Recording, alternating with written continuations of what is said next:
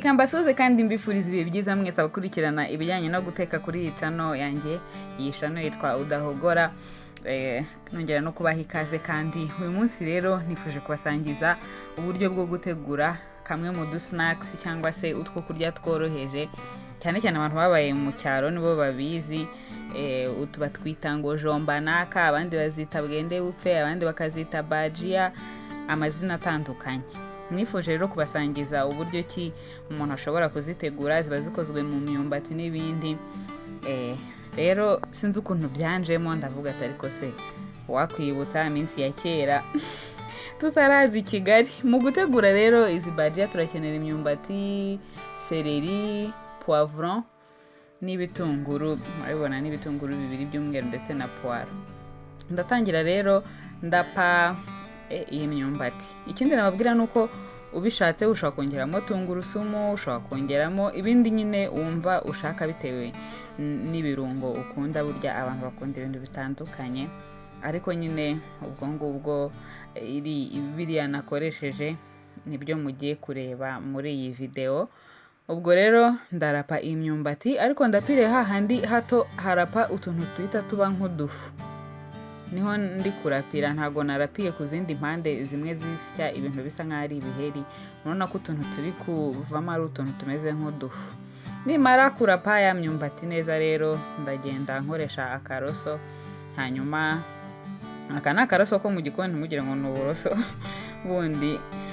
Ubwo nkureho nyine iriya myumbati neza kuri rape, hanyuma mite ngerageza gutunganya n'ibindi byose ndi bukenere mu gutunganya izi Bwende Bupfe zanjye.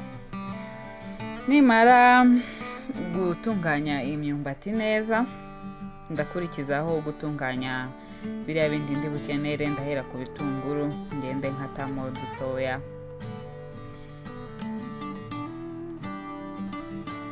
Biba byiza nyine gukata udutunguru tutari tunini cyane kugira ngo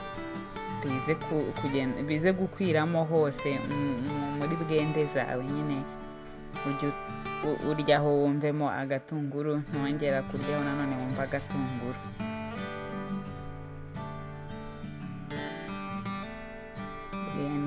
Bwende Bupfe. Nimara rero gutunganya ibitunguru ndi bukoreshe muri izi bwende zanjye, ndahita mbishyira muri ya myumbati narapye. Hanyuma ntunganya na poivron, nazo ndagenda nkata dutoya dutoya.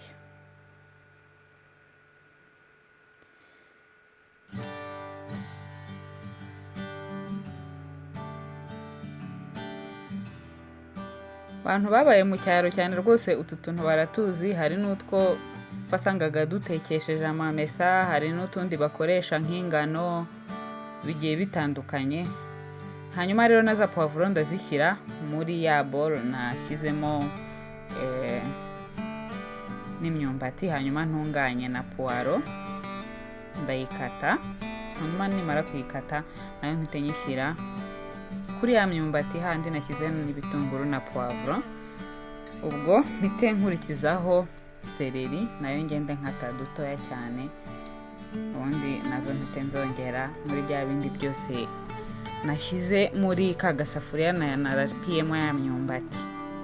Nimara kubishyiramo rero, ikiba gikurikiyeho ndashyiramo umunyu. Nimara gushyiramo umunyu, ndahita nkubita amagi abiri, nayo nyashyiremo muri bya bindi byose. Shyiremo n'amata make cyane. Hanyuma mbivange. Impamvu nirinze gushyiramo amata menshi ni ukugira ngo bitansaba gushyiramo ifarini nyinshi cyane. Iyi ni baking powder.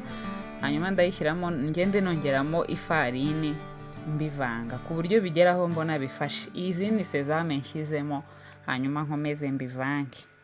Urumva nyine nk'abantu twageze i Kigali tugomba gushyiramo innovation. Nka kera sesame nta nubwo umuntu yabaga azi ibyo ari byo. Hanyuma rero ndakomeza nongeramo ifarini kugeza ubwo mbona bifashe bihagije, bitakimeze nk'igikoma ukuntu. Nimara kubivanga bihagije rero, ndagenda nkoresha ifoke n'akayiko nshyiramo nyine nshyira mu mavuta, ariko ndakora ku buryo amavuta ari bube atahiye cyane, ari bube ashyushye ariko atahiye cyane. Iyo amavuta yahiye cyane kageramo kagahita gashirira inyuma ariko mo imbere ntihashye. Ubwo rero amavuta agomba kuba ahiye ariko atatokombeye. Hanyuma rero ndagenda nshyiramo twa tubwende bupfe twanjye nkoresheje ifoke. Murabona ko ndi kuyoza ikiyiko, hanyuma nkakuzaho ifoke kugira ngo bite bigwa mu mavuta bitantwitse cyangwa ntagombye kurinda gusa nk'ukunguta akayiko.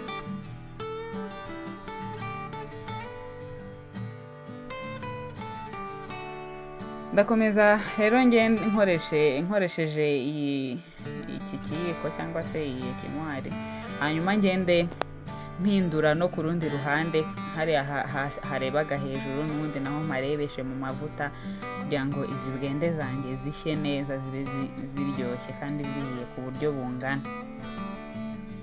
Kuko ziba zitagereye mu mavuta rimwe, rero muri kubona ko no mu gushya kwazo hari izisa nk'izihiye mbere y'izindi. No mu kwarura ubyitaho, wajya kwarura ukareba niba uhereye kuri za zindi zisa nkaho zahiye mbere n'ubundi. Nuko rero murabona ko zimaze gushya, nazaruye.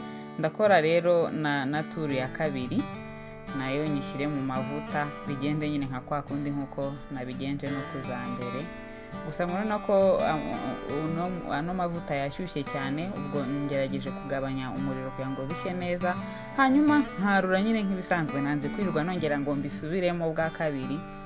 Ku bwa kabiri mwabonye ko amavuta yari yashyushye cyane, ndongera mbibibutse, uhita ugabanya umuriro ukanga amavuta ase nk'ahora. Nuko rero izi bwende bupfe zanjye zimeze zimaze gushya. Ushobora gukoresha wenda izindi ingredient, dufate nk'urugero, ushobora kuba wakongeramo tangawizi, tungurusumu, ibyo ushaka byose, ubundi rwose ziraryoshye. Icyo nicyo nababwira. Ndabashimiye cyane kuba mwakurikiranye uburyo naziteguye. Naho ubutaha mwari kumwe nanjye Udahogora Vanessa. Peace.